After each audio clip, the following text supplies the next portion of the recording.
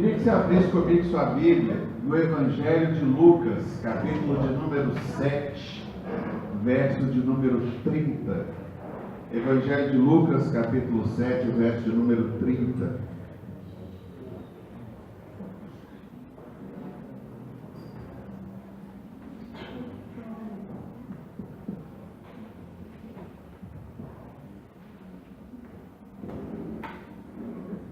Lucas, capítulo 7, o verso de número 30 até o 34, diz assim: Mas os fariseus e os peritos na lei rejeitaram o propósito de Deus para eles, não sendo batizados por João. Verso de número 31.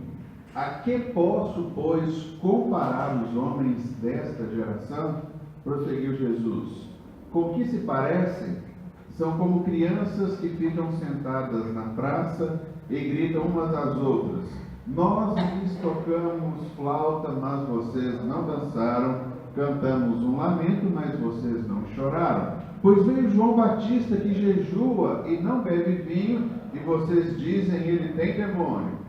Veio o Filho do Homem comendo e bebendo, e vocês dizem: aí está um comilão e beberrão, amigo de publicanos e pecadores. Vamos orar?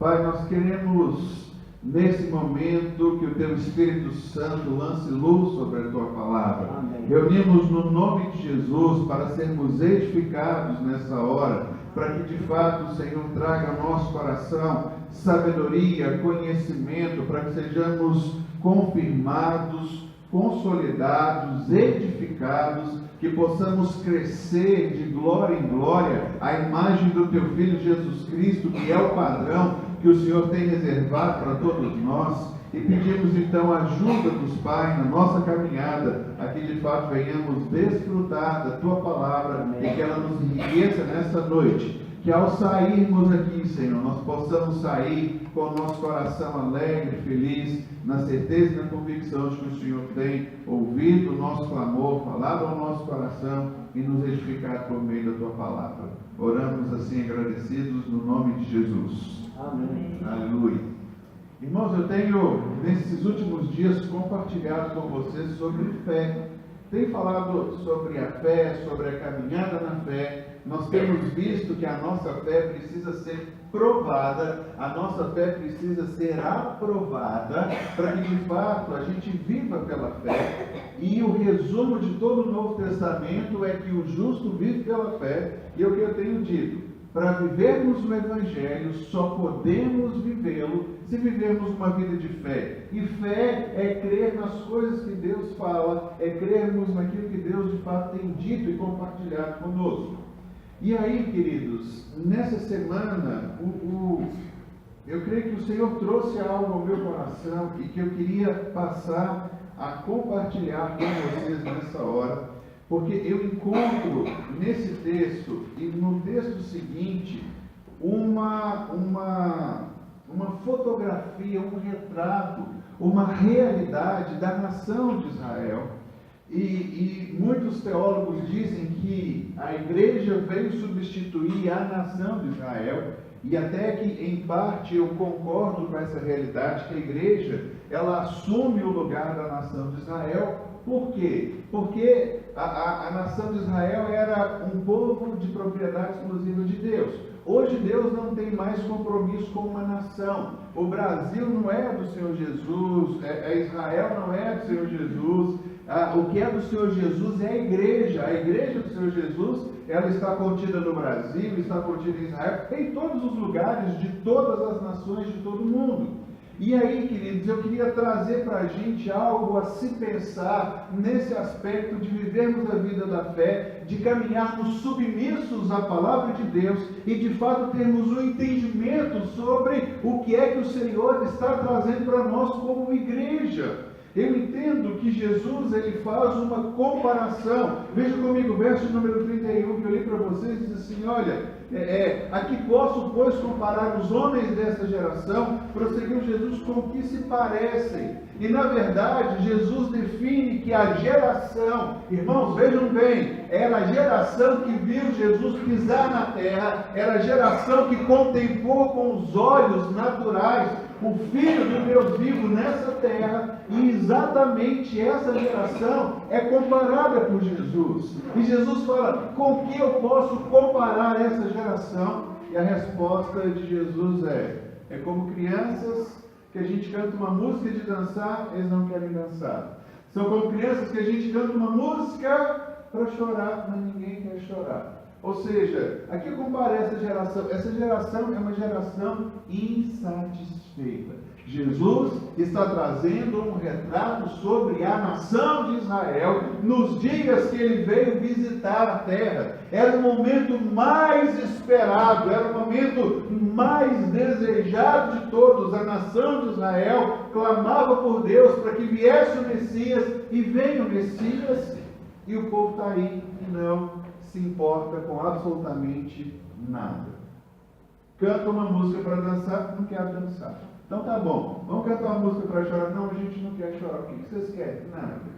Aí Jesus fala assim, vem João Batista. Quem é João Batista? João Batista é um cara fora da curva, né? Um cara que a gente vê de longe. Por quê? João Batista veste roupa diferente. João Batista, ele fica no deserto. João Batista come mel e gafanhoto. E ele está lá. E vocês olham para João Batista e falam, esse cara está endemoniado. Esse cara não é um cara normal. Esse cara é um cara doido. Ele tem demônio. Beleza. João Batista, então, ele não vive na cidade, ele não frequenta festa, ele não vai em lugar nenhum, ele simplesmente prega e chama as pessoas ao arrependimento. Então vocês estão falando que ele tem demônio. Aí Jesus vem diferente de João Batista. Aí Jesus fala dele, vem o Filho do Homem, eu vou em festa, eu como nas festas, eu bebo vinho nas festas. Ele fala no verso 34, né? Vê o Filho do Homem comendo e bebendo, e vocês dizem, esse aí é um comilão e é um beberrão. Ele é amigo de publicanos e amigo de pecadores. Israel estava tão centrada em si mesmo, que Israel não conseguia viver e desfrutar absolutamente nada. Israel tinha um Messias, tinha Jesus Cristo presente no meio deles, trazendo novidades do reino.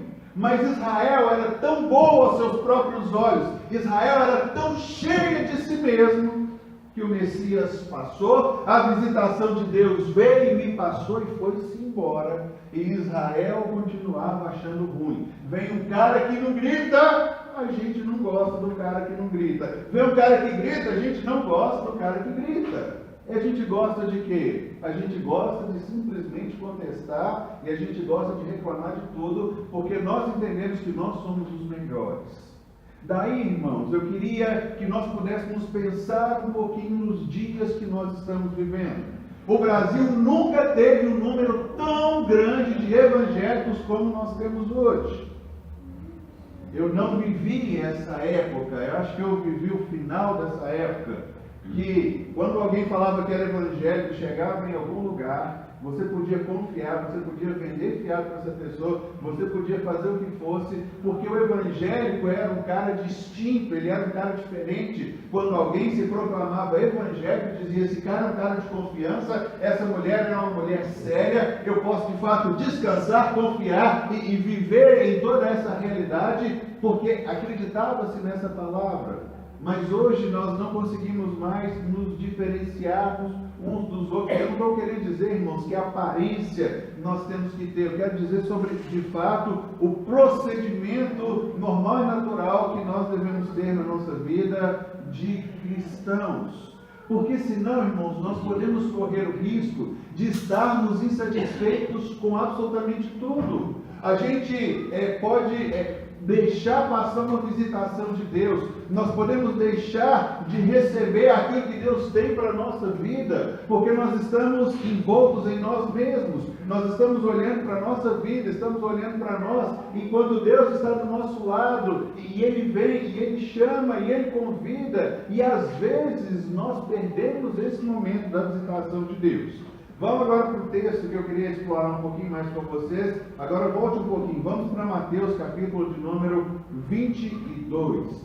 Mateus capítulo de número 22, a partir do verso 1. O que eu queria trazer para nós é exatamente isso. Se Jesus estivesse aqui hoje, na nossa igreja, né, e ele poderia fazer essa mesma pergunta: a que compararei essa geração? Talvez esse foi o que me inquietou um pouquinho para que nós pudéssemos pensar sobre o Evangelho que Deus nos tem dado. Irmãos, assim como nos dias de Jesus, nós recebemos o frescor do Evangelho de Jesus. Graças a Deus, o Espírito Santo tem sido bondoso para conosco. Nós temos passado por esse processo de aprendizado do que de fato é o Evangelho. A base é Cristo. Nós não fazemos nada para receber um pagamento no final do mês. Nós somos agraciados por Deus, entendemos e quebramos uma série de coisas na nossa vida. Mas se Jesus estivesse aqui, Ele poderia olhar para nós e fazer a mesma pergunta: que compararei essa geração? E o que eu queria trazer para a gente é que nós não nos percamos na nossa caminhada com o Senhor, que a gente de fato possa viver intensamente a vida que Ele nos deu. Jesus é o Senhor de toda a vida, e a Bíblia diz que Cristo veio para nos dar vida. Então a vida é para ser vivida e vivida em abundância. Mas vamos lá, Mateus 22, verso 1 até o 14, diz assim: Jesus lhes falou novamente por parábolas, dizendo: o reino dos céus é como um rei que preparou um banquete de casamento para o seu filho. Enviou seus servos aos que tinham sido convidados para o banquete, dizendo-lhes que viessem, mas eles não quiseram vir. De novo enviou outros servos e disse: digam aos que foram convidados que preparei meu banquete. Meus bois e meus novilhos gordos foram abatidos e tudo está preparado. Venham para o banquete de casamento. Mas eles não lhes deram atenção e saíram, um para o seu campo, outro para os seus negócios. Os restantes, agarrando os servos, maltrataram-nos e os mataram. O rei ficou irado e, enviando seu exército, destruiu aqueles assassinos e queimou a cidade deles. Então disse a seus servos: o banquete de casamento está pronto, mas os meus convidados não eram dignos. Vão às esquinas e convidem para o banquete todos os que vocês encontrarem. Então os servos saíram para as ruas e reuniram todas as pessoas que puderam encontrar, gente boa e gente má. E a sala do banquete de casamento ficou cheia de convidados. Mas quando o rei entrou para ver os convidados, notou ali um homem que não estava usando veste nupcial e perguntou: amigo, como você entrou aqui sem veste nupcial? O homem emudeceu. Então o rei disse aos que o serviam: amarrem-lhes as mãos e os pés e lancem-no fora nas trevas.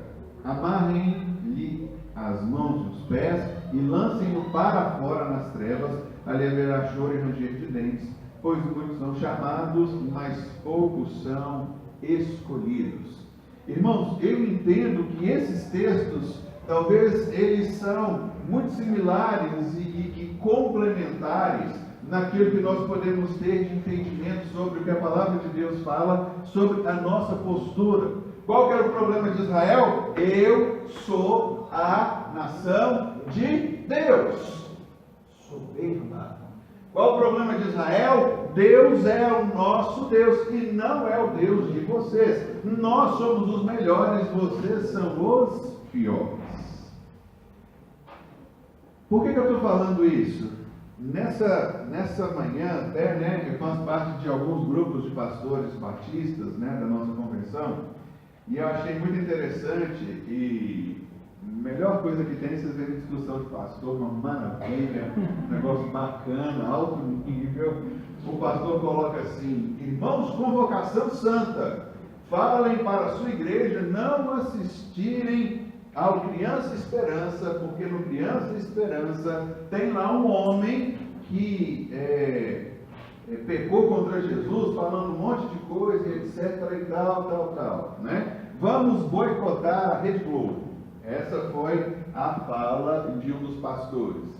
Aí logo abaixo vem outro e diz assim: meu irmão, de que planeta você é? Esse cara que interpretou, eu sei lá o que ele interpretou, mas enfim, falando alguma coisa mal de Jesus, é um jovem que está nas trevas, precisa do amor de Deus como nós precisávamos tanto antes de conhecer. Você pode até boicotar a Rede Globo, mas não por isso, porque esse cara precisa de ser amado. E aí as discussões são acaloradas, os pontos de vista são colocados assim com uma graça. Vocês não imaginam, lá para o meu WhatsApp lá, 327 mensagens, eu nem dou conta de ler o negócio, porque assim, pastor do Brasil inteiro e a coisa está caminhando. E eu acho interessante que às vezes o nosso olhar é um olhar exclusivista. É isso que talvez nós venhamos precisar de repensar o nosso modo de ser. Israel olhava para todo mundo e dizia assim: eu sou o de Deus, você não é. Eu tenho as promessas de Deus, você não tem. Eu tenho a lei, vocês não têm. Israel então se fechou nisso. E Jesus está trazendo uma novidade para eles, passando na frente deles. Eles não querem saber de Jesus.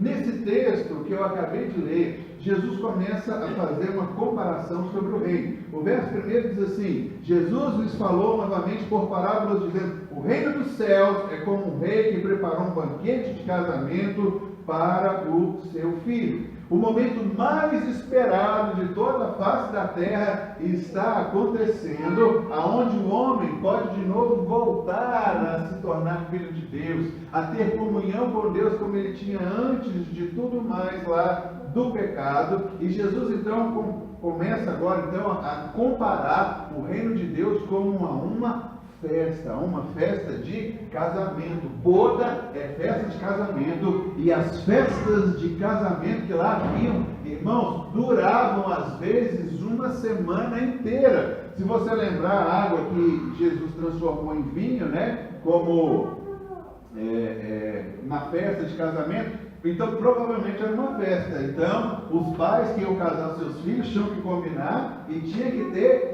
comida para uma semana, e o negócio vai caminhando e vai acontecendo e vai chegando lá em bom tom e em bom termo. Então Jesus, ele fala exatamente isso. Ele fala que o reino dos céus é como um banquete, é como uma festa. E o interessante é que quando Jesus está comparando a geração dele, o que é que está acontecendo aqui, qual é o foco, qual é a luz de fundo, o que é que nós podemos encontrar aqui, irmãos? Nós podemos encontrar um povo que disse não ao convite de Deus. Nós encontramos um povo que estava tão focado em si, dizendo: nós somos tão bons, nós somos tão perfeitos, nós nos bastamos a nós mesmos, porque Deus faz um convite e eles não querem ir para a festa. Eles não querem aceitar o convite de Deus.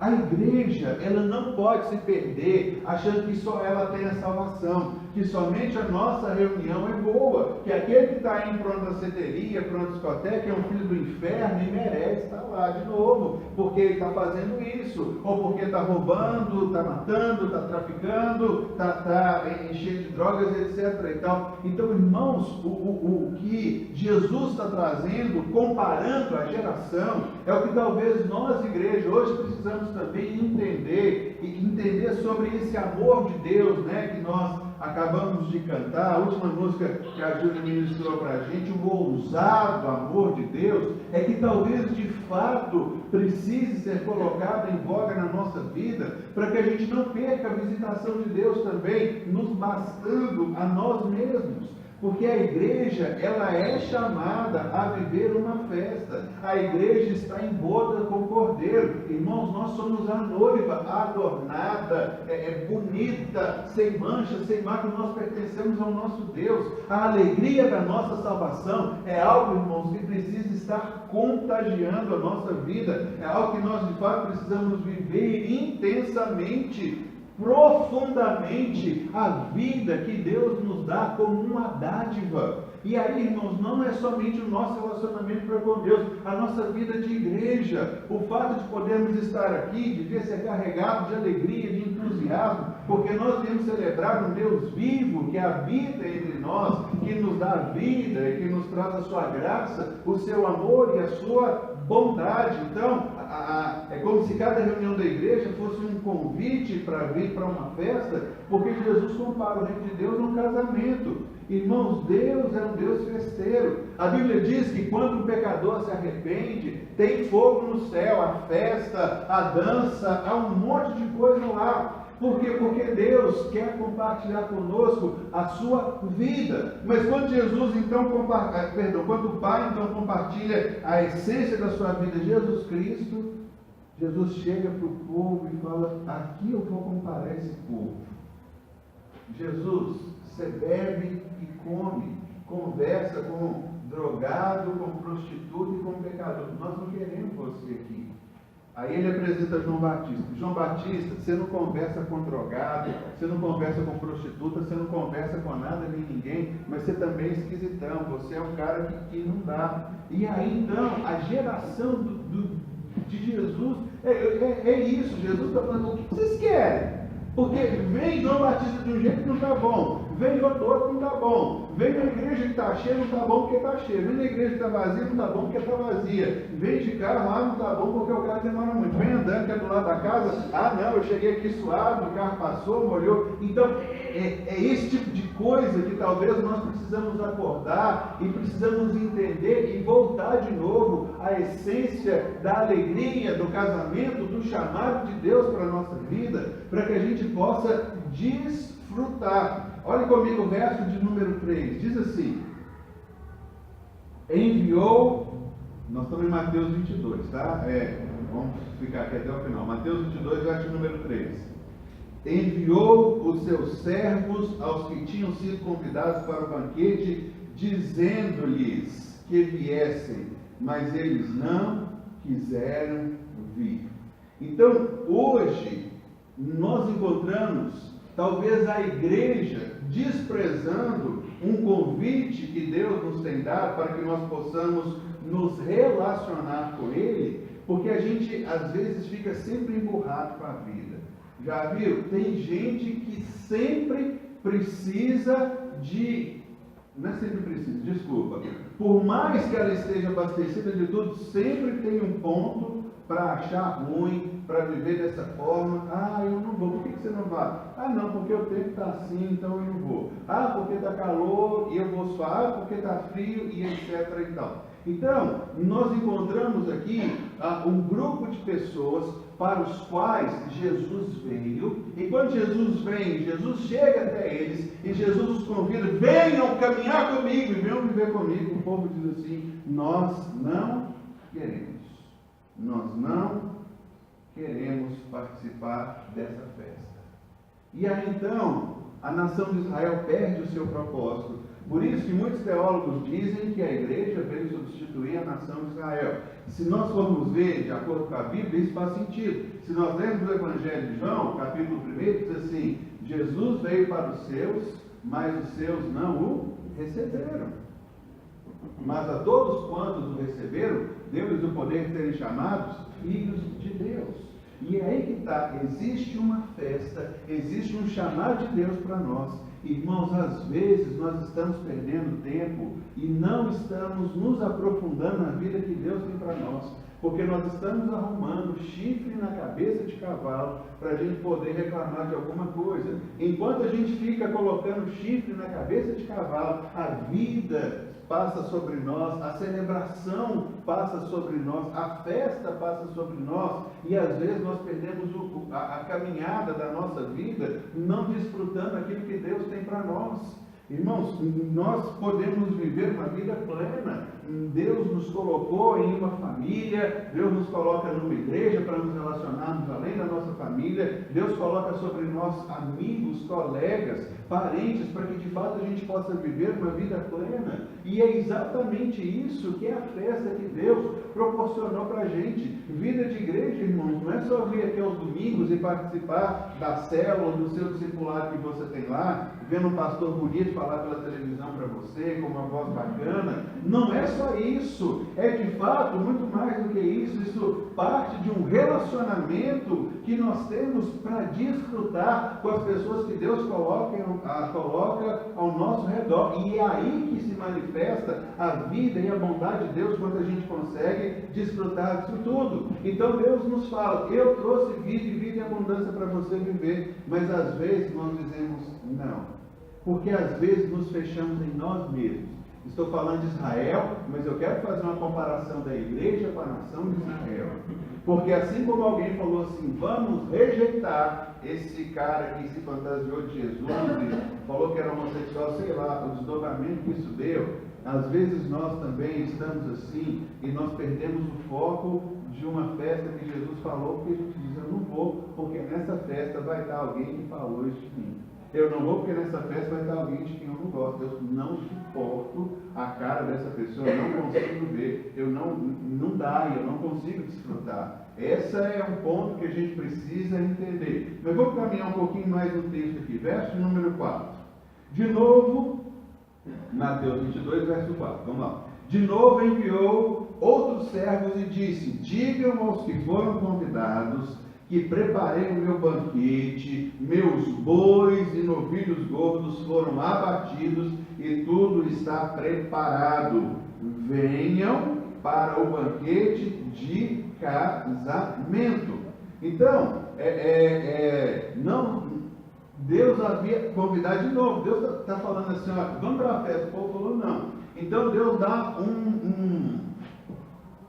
um detalhe a mais, né? O rei aqui no caso, mas a gente sabe que é o papel de Deus Pai. Ele fala mais o seguinte: fala, olha, os novilhos estão abatidos, churrasco de primeira qualidade, está tudo pronto, está tudo preparado. Não é uma festa que você vai gastar do seu bolso, é a festa que eu estou patrocinando para você. Por isso, irmãos, a vida que o Senhor nos tem dado, ela está em Cristo Jesus. A gente não contribui, a gente recebe, a gente não dá, a gente abre a mão e a gente recebe. E é exatamente isso que está falando aqui. Mas aqui as pessoas ainda não estavam satisfeitas com a festa, com tudo aquilo que Deus já havia preparado para eles. É exatamente os judeus rejeitando aquilo que Deus tem, e o paralelo que eu faço para nós hoje, né? Verso de número 5 diz assim: olha, mas eles não lhe deram atenção e saíram, um para o seu campo, outro para os seus negócios. O convite de Deus ainda continua: vem celebrar comigo as bodas. Mas aí que está o problema, né? Vem as desculpas para não participar. Irmãos, é talvez aqui que a gente perde a nossa vida. O primeiro diz assim: um foi para o campo. Um foi para o seu campo. Existem pessoas, né, que acham que se vier para a igreja, para adorar a Deus, para celebrar, participar do grupo de discipulado e etc. e tal, o seu trabalho vai ficar para trás. Irmãos, eu tive durante um bom tempo do meu ministério, talvez uns 5 anos, envolvido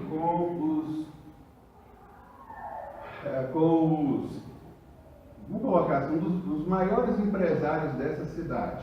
Existe uma associação chamada Adoneg, que é Homens de Negócios do Evangelho Pleno. E houve uma época na cidade de Belo Horizonte que a nata dos empresários frequentavam essa associação. E eu fui, durante muito tempo, caminhando com eles. Era gente assim como o dono da Mendes Júnior, pessoas assim de alta influência. E o interessante é que, convivendo com essas pessoas, os que paravam e de fato tinham uma experiência de conversão, eu vi isso não foi nenhuma, nem 2, nem 3 vezes, falando assim: olha, eu corri tanto, eu trabalhei tanto, que um dia, depois que eu vim aqui e conheci o Evangelho, eu falei assim: eu cheguei em casa, olhei para minha esposa e eu nunca tinha reparado a cor dos olhos da minha esposa. E depois de tanto tempo eu pude olhar nos olhos dela e falar: querida, que olhos lindos você tem. São homens que talvez eles têm tudo e mais um pouco que a gente já podia querer ter na nossa vida. Tinham carro, tinham avião, tinham as melhores empresas, comiam nos melhores restaurantes, mas eles não podiam viver, porque quando alguém dá uma desculpa assim, eu fui para o campo, eu tenho que trabalhar, é exatamente nisso que as pessoas estão se perdendo, na simplicidade da nossa vida do dia a dia. Quer ver uma coisa? Qual foi a última vez que você enfiou um pãozinho de sal com manteiga dentro da sua xícara de café, como a gente fazia quando a gente era pequeno, e pôde morder aquele pão e sentir o gosto da manteiga do café, aquela coisa pequena, que às vezes a gente fazia que era tão boa e prazerosa, mas isso ficou pelo meio do caminho e a gente se perdeu nisso tudo, porque o nosso café tem que ser um café muito chique, então a gente não come mais pão, a gente tem que comer agora um croissant, a gente tem que comer agora um negócio melhor, o nosso café tem que ser sofisticado, mas a beleza e o prazer de desfrutar uma refeição dessa, como a gente fazia quantas vezes éramos crianças, de pegar o nosso pão e molhar na xícara do café, nós perdemos essa capacidade. Nós estamos evoluindo muito rápido, nós estamos crescendo muito rápido, mas irmãos, a vida, a festa que Deus tem para nós, em primeira instância é com a nossa família, é poder desfrutar de fato um do outro. E nós passamos o tempo, às vezes, preocupados. Mas se eu for para a igreja, eu vou perder o meu trabalho. Mas se eu for dedicar um tempo para a minha família, eu vou poder deixar de produzir. Participando de outra reunião de pastores, e havia um palestrante lá que fez uma pergunta. Se você tivesse 3 anos de ministério como Jesus teve, 3 anos de ministério como Jesus teve, escreva 3 coisas as quais você priorizaria. Número 1, eu daria mais atenção à minha família. Eu daria mais atenção à minha família. Foi a primeira, porque às vezes a gente perde a nossa família, perdemos uma oportunidade de estar com o nosso cônjuge, porque a gente está olhando para essas coisas do lado, né? Eu não gosto disso, eu não gosto daquilo, aquela história que conta, né? Se o papel higiênico ele tem que descer para o lado de cá, se ele desce para o lado de lá, gera briga, né? Então não deu. Se o marido quer avacalhada perto da pasta, perto do bico lá na frente, aí acabou para a esposa, aí não tem mais conversa, e aí nós vamos deixando essas coisas entrarem na nossa vida e nos separarem, e ao invés de nós fomentarmos o amor de um pelo outro, às vezes a gente acaba levantando uma barreira, um muro de proteção, a gente sabe exatamente onde a gente fere o nosso cônjuge, onde a gente machuca, uma palavra que tem dessa forma. Jesus está falando que Ele veio nos convidar para uma festa, Ele nos trouxe vida. Então a nossa vida, a nossa família é para de fato desfrutar e viver com intensidade tudo aquilo que Deus nos tem dado, para a gente deixar essas coisas insignificantes de lado. Qual foi o problema de Israel? Israel está dizendo assim, nós não podemos participar da festa que Deus está nos dando. Por quê? Porque nós temos algumas coisas para fazer. O primeiro disse assim, então, olha, mas eles não lhe deram atenção e saíram um para o seu campo. É interessante que aqui a ideia de que se o dono do boi, o olho dele não estiver sobre o boi, é aquela história, né? É o olho do dono que engorda o boi. É o olho... Vocês entenderam? Esse ditado eu faltei na aula, tinha que eles ensinaram, mas enfim, é isso aí. Na nossa mente, parece que se a gente não tiver cuidando de tudo aquilo, irmãos, o maior culto que nós podemos prestar a Deus é estar junto com a nossa família. A nossa família, a nossa família é igreja, porque nós somos irmãos. Nós temos 2 famílias, a família de carne e a família que Deus nos dá de comunhão da fé, para que de fato nós possamos viver e aumentar a nossa comunhão, porque quando nós formos um aqui, o mundo ali fora vai olhar para cá e vai falar assim, puxa vida, Jesus habita no meio desse povo, porque eles têm o mesmo coração, eles são diferentes, mas eles estão em unidade, eles estão crescendo, e assim então nós poderemos desfrutar a vida que Deus nos tem dado. E isso, irmãos, faz toda a diferença e todo o significado. Eu não estou falando, irmãos, contra o trabalho. Deus é quem abençoa o nosso trabalho, Ele que abençoa o trabalho das nossas mãos. Deus não está falando, abandona o campo, deixa o mato crescer. Se a gente for ver, quando Deus cria o jardim do Éden, Deus coloca Adão e Eva. Não. Deus coloca Adão, primeiro para cuidar do jardim, segundo a versão bíblica que nós temos, para cultivar. Então, trabalho é uma bênção para Deus. Trabalho é uma bênção de Deus. Trabalho é algo que Deus nos dá, porque Ele sabe que nós precisamos e necessitamos. Mas a partir do momento que o trabalho começa a causar interferência, ou o nosso trabalho se torna uma desculpa para nós não estarmos nos relacionando com a nossa família, nem com o nosso Deus, isso se torna um problema. Foi o que aconteceu com Israel.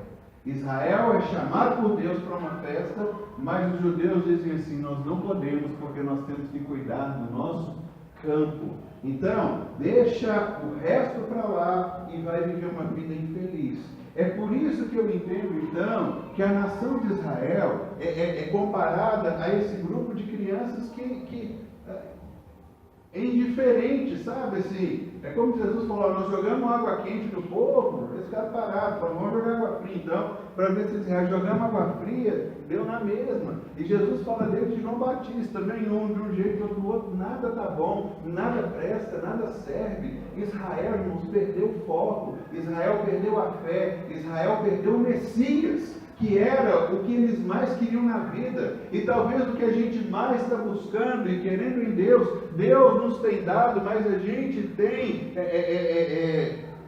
feito vista grossa, ou pior ainda, a gente tem voltado para nós mesmos e a gente tem se focado em nós mesmos. Nós achamos que nós temos o Evangelho, nós achamos que nós somos a igreja, nós somos os detentores da sabedoria, do conhecimento, o resto não presta, que vá para o inferno e deixa o negócio para lá. Não podemos perder o chamado de Deus para que de fato a gente viva intensamente e plenamente aquilo que Deus trouxe para nós. Então no verso 5 diz assim, mas não lhe deram atenção e saíram. Um foi para o campo, o outro foi para o seu negócio. Negócio na época de Jesus não era negócio como a gente tem hoje. Negócio era, de fato, trabalhar as trocas, era muito baseado no comércio, eu tenho aqui leite e queijo das minhas cabras, e agora eu quero trocar por um pouco de arroz que você produz. Então era sempre, quando fala de negócio, era exatamente isso, vamos trabalhar aqui as trocas, vamos ver como é que a gente pode negociar isso aqui. Então eu tenho que fazer esse tipo de coisa. A gente vê como que hoje uma sociedade baseada no trabalho, existe uma expressão em inglês que é workaholic, quer dizer, aqueles que são viciados em trabalho, e aí nós perdemos de fato a vida que Deus nos tem dado. Nossos filhos crescem, nós não vimos os nossos filhos crescerem. Nossa esposa, nosso marido que está do nosso lado, nosso pai, nossa mãe, isso não dá mais para de fato podermos desfrutar desse relacionamento, dessa convivência, porque nós estamos focados em alguma coisa. E o chamado de Deus é esse: para tudo que você está fazendo e vem para uma festa. Para tudo e vem, traz a sua família e senta aqui comigo. E que o Senhor nos dê graça de redescobrirmos os nossos maridos, as nossas esposas e os nossos filhos, a cor dos olhos, a textura do cabelo, de voltar a entender e parar que Deus sabe de todas as coisas. Ele sabe que precisamos trabalhar, Ele sabe que nós precisamos negociar, Ele sabe que nós temos as coisas para fazer, mas se nós focarmos em nós mesmos e sermos o centro do nosso universo, a vida de Deus vai passar, o convite de Deus vai passar, a festa vai passar e nós vamos ficar reclamando, dizendo que nada está bom, nada me sustenta, nada me satisfaz, nada, porque se o cara canta, ele canta mal, se ele não canta, eu queria que alguém cantasse. Então, a gente sempre vai viver essa dualidade que Jesus diz que a geração dos dias dele era dessa forma. Por isso eu entendo que Jesus está comparando. E a minha pergunta e o tema que eu coloco para vocês é: se Jesus viesse hoje na cidade de Belo Horizonte, olhasse para a igreja dele, como é que ele iria comparar a igreja dele? Como é que ele veria a igreja dele. Como é que talvez ou com quem, né, melhor dizendo, ele nos compararia? Vamos caminhar um pouquinho mais aqui. Verso de número 6, diz assim: os restantes, agarrando os servos, maltrataram-nos e os mataram. E é interessante que o texto diz no verso 6, né, quer dizer, um foi para o campo, o outro foi negociar e o outro foi matar aquele que fez o convite. É tão interessante que Jesus está olhando para a nação de Israel e está assim: gente, veio o rei para celebrar o casamento do filho dele. Na verdade, o casamento era nosso para com Deus, porque nós éramos separados pelo pecado. Jesus Cristo é aquele que abole o pecado da nossa vida. Então, se não há pecado, nós podemos voltar a ter comunhão com Deus. Mas aí então as pessoas vêm cá e maltratam simplesmente porque levaram o convite para a vida de Deus. Infelizmente, irmãos, nós vamos achar pessoas assim, que a gente convida para a vida, ninguém quer, mas convida para a morte, vai todo mundo. Vamos desfrutar a vida, a bênção, aquilo que Deus está trazendo para nós. E isso é um convite da parte de Deus que nós podemos de fato ter para nós, mas essas pessoas não quiseram. E por fato de não querer, elas até mataram e jogaram fora aquelas pessoas que ali estavam. O verso de número 8 diz assim: então disse a seus servos: o banquete de casamento está pronto, mas os meus convidados não eram dignos. Quem que não era digno? Aqueles que se achavam bons. Eu tenho meu trabalho, eu tenho meu negócio, eu tenho meu campo, eu tenho que fazer um monte de coisa. Eu não tenho tempo para Deus. É interessante que essa questão, né, de vida secular e vida religiosa, isso é coisa ocidental nossa, de pouco tempo. O judeu, ele não tem uma vida religiosa, ele tem uma vida, a vida dele é única para viver. E na década de 90, início dos anos 2000, mais na década de 90, as pessoas estavam tentando colocar a prioridade. Havia uma discussão na igreja. O que é a sua prioridade? Em primeiro lugar, a sua prioridade tem que ser Deus. Em segundo lugar, a sua prioridade, depois de Deus, né, a gente ainda falava assim, depois de Deus, a sua prioridade tem que ser a sua família. Depois da sua família, a sua prioridade tem que ser a igreja. Não, aí havia uma discordância. Não, tem que ser o trabalho. Não, tem que ser a igreja. Então discutiu-se muito tempo agora as prioridades. Primeiro Deus, em segundo lugar a minha família, em terceiro lugar Deus ou trabalho. E aí vai, né? Em quarto, quinto, sexto, então as pessoas tentavam fazer isso e as pessoas iriam agora priorizar na sua vida tudo aquilo que elas tinham.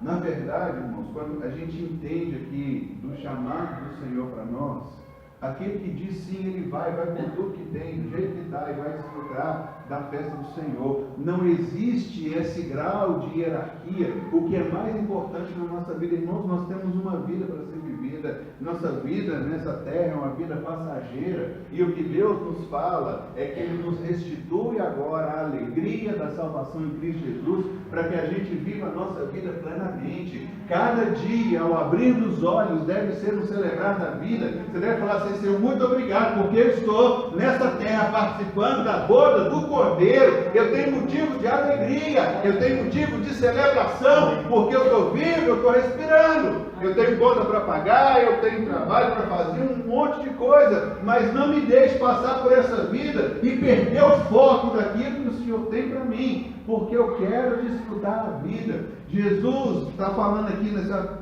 parábola, né, nesse conto que ele nos diz, e está dizendo o seguinte: esses homens rejeitaram a festa, então eles não eram dignos mais do banquete. Agora olha que interessante, versos 9 e 10. Isso é para matar de raiva qualquer judeu. Diz assim: vão às esquinas e convidem para o banquete todos os que vocês encontrarem. Então os servos saíram para as ruas e reuniram todas as pessoas que puderam encontrar. A minha versão, que é a NVI está aqui, diz assim: gente boa e gente má. E a sala do banquete de casamento ficou cheia de convidados. E a sala do banquete ficou cheia de convidados. Aí Jesus virava para Israel e falava assim: olha, publicanos, pecadores, prostitutas, eles vão entrar no reino primeiro do que vocês. Aí os caras queriam pegar pedra e queriam matar Jesus, porque na cabeça deles o que é? Eles eram os melhores, eles mereciam. E Jesus está falando assim: mas eu estou chamando vocês para a festa, e o povo está dizendo: não, eu estou chamando vocês, não. Então, na parábola aqui vai e chama gente de tudo quanto é lugar que há, gente boa, gente má, gente que vocês querem, não querem, e a sala ficou cheia. Na verdade, aqui nós temos a figura da igreja. E é isso que eu queria trazer para vocês essa noite, para nós meditarmos.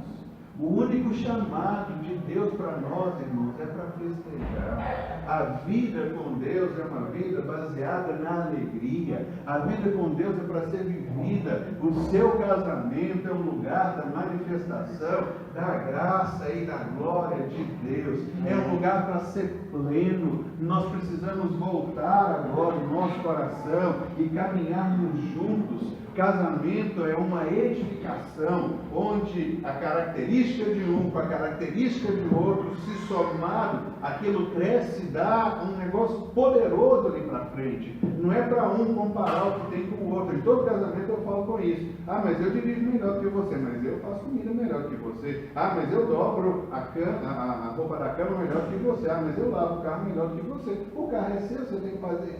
Sabe? É esse tipo de coisa. Mas quando a gente coloca junto, e aí eu entendo que é o seguinte, eu sempre falo isso no casamento, né? Eu falo para o casal, digo assim, fulana de tal, Deus respondeu as suas orações. Aquilo que você orou a vida inteira pedindo para Deus, Deus concede a você através do seu marido. Deus não te dá essa capacidade, essa habilidade. Por isso que nós, maridos, amamos buscar e levar as nossas esposas nos lugares que elas nos pedem. A gente faz isso com alegria tão grande, sorrindo, a gente vai feliz, né? Irmãos, mas graças a Deus, porque vocês agora têm um marido para buscar vocês no lugar que vocês estão, que vocês precisam. E nós, maridos, agora temos uma mulher para falar para a gente: você não vai sair de casa desse jeito, igual uma marmota. Vem cá, vamos trocar de roupa. Isso não combina e tudo, você não vai. O que eles vão falar de mim? Então, o que a gente precisa entender? Que esse tipo de coisa, essa é a festa, essa é a família, é o casal, é a família, é o crescimento, é quando tudo se estabelece da forma que Deus tem para a nossa vida. Nós encontramos aqui a Bíblia fazendo um convite para a gente. Nós não podemos ser indiferentes, irmãos. Não dá mais para falar: não está bom, nada está bom.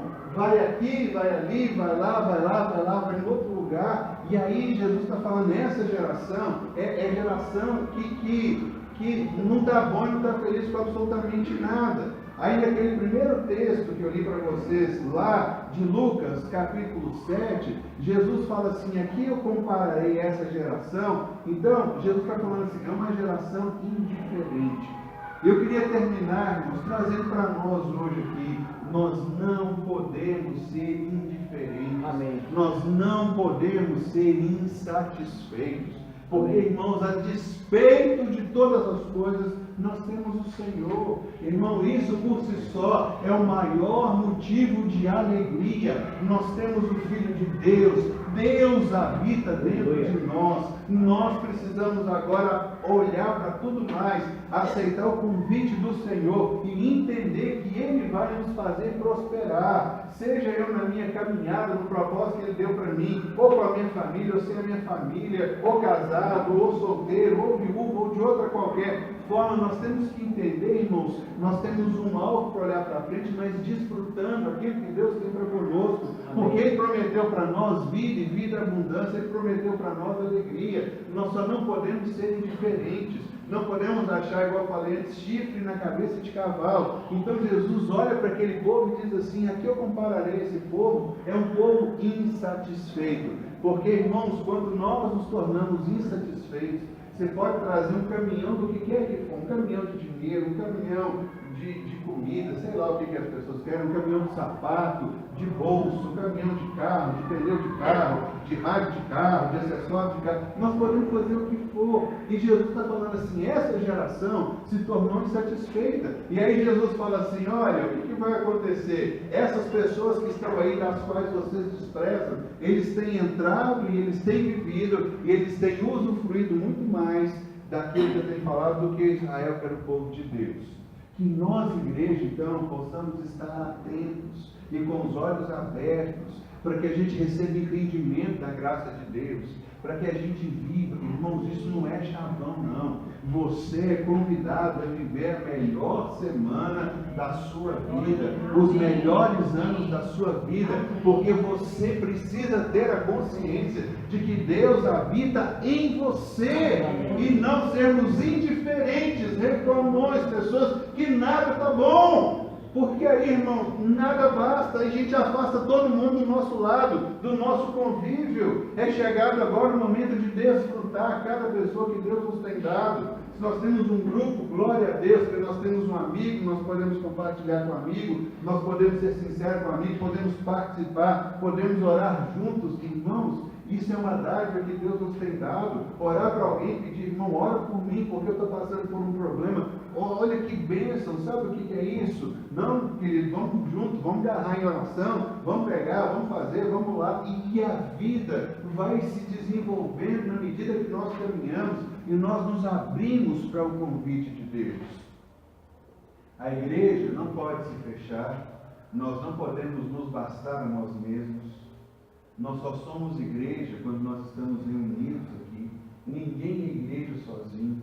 Jesus falou que onde 2 ou 3 estiverem juntos, aí Ele se manifestaria no nosso meio. É claro que Ele vive em nós, isso é fato. Mas o fato de sermos igreja é exatamente quando nós estamos juntos e reunidos, debaixo do mesmo propósito, vivendo a plenitude da intensidade da vida que Ele trouxe para nós.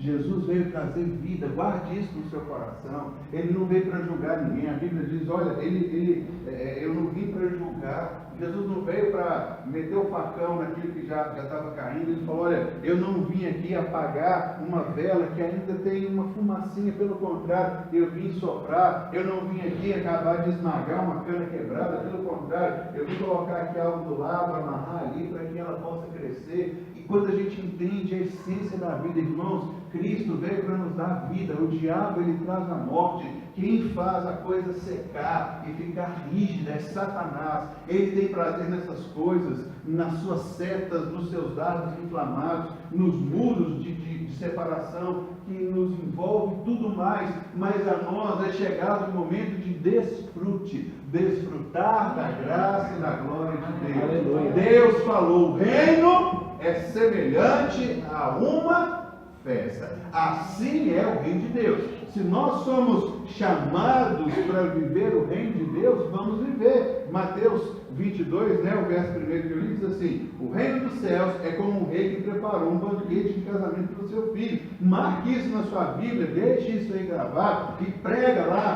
no banheiro da sua casa, na porta da geladeira, no teto do seu quarto. O reino dos céus é semelhante a uma festa. A vida de Deus é uma festa para ser vivida e celebrada todos os dias da nossa vida, e não uma lamúria, um monte de reclames e etc e tal, como nós vemos na nação de Israel. João Batista é um cara doido lá no deserto, Jesus é um cara que é muito dado às pessoas. Então o que vocês querem?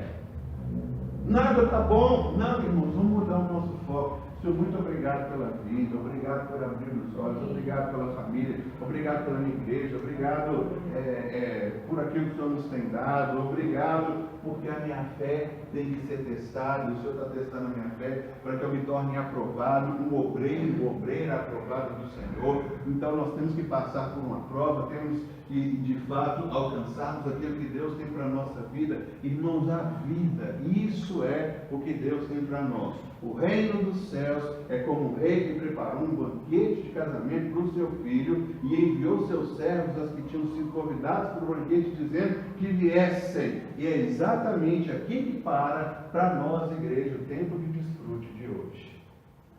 Israel se negou. Eu tenho que ir para o campo, eu tenho que negociar, e eu vou calar a boca de quem está falando alguma coisa que eu acho que não deve ser falado. Deixa isso não é coisa nossa. Nós estamos aqui para sermos ministros da reconciliação e para pregarmos a vida que Cristo nos trouxe. E isso sim é o que faz com que a gente possa respirar e que faz com que a gente seja apaixonado pelo Evangelho. Pelo menos, irmãos, nesses últimos anos eu tenho me tornado apaixonado pelo Evangelho. Mais ainda do que o primeiro amor, porque quando a gente entende com profundidade o amor de Deus pela nossa vida, irmãos, nada nos segura, nada nos para, nada nos impede. Nós temos uma caminhada longa, perfeita e abençoada, porque o reino dos céus é semelhante a uma festa da qual eu fui convidado. Quem mais foi convidado, se coloque de pé. E Júnior, vamos cantar aqui mais uma vez essa canção do amor de Deus, essa realidade que a gente pode viver e entender esse infinito amor de Deus. É bom que a Júnior trouxe até que ele quebra a montanha, né? A letra da música é que ele escala a montanha, mas vale que ele quebra a montanha também. Tudo aqui para nós é festa, é celebração, e é isso que a gente precisa de fato entender. Então, Deus não mediu, Deus não fez questão, Deus Ele não mediu esforços, Ele não mede esforços. Ele só quer que você receba o amor dele, entenda o amor que ele tem por você, a graça, o coração, a disposição. E isso para nós deve ser o fato que marca mais a nossa vida, que marca o nosso coração. Quando a gente vai cantar essa realidade, você pega lá para mim, vamos também trazer os nossos dízimos, as nossas ofertas. Nós temos a máquina de débito ali atrás, se você quiser passar, mesmo depois, passa, traga a sua contribuição, ela faz parte do culto a Deus, do estabelecimento da igreja, mas eu queria que nós, acima de tudo, pudéssemos cantar essa canção. Irmãos, eu falo para vocês que alegria poder pregar o Evangelho e entender essa realidade, e ver aquilo que Deus tem para a nossa vida, porque, irmãos, a luz brilha no nosso rosto. Você olha para alguém com um olhar diferente, é tão bom, né? Eu tenho um privilégio que às vezes vocês não têm. Eu falo de frente para vocês, eu vejo a expressão do rosto, a luz que brilha, a face que está aí, de cada um de vocês, a palavra vai entrando, vai mudando a nossa fisionomia, e como é bom viver esse imenso amor de Deus. Eu não tenho nem palavra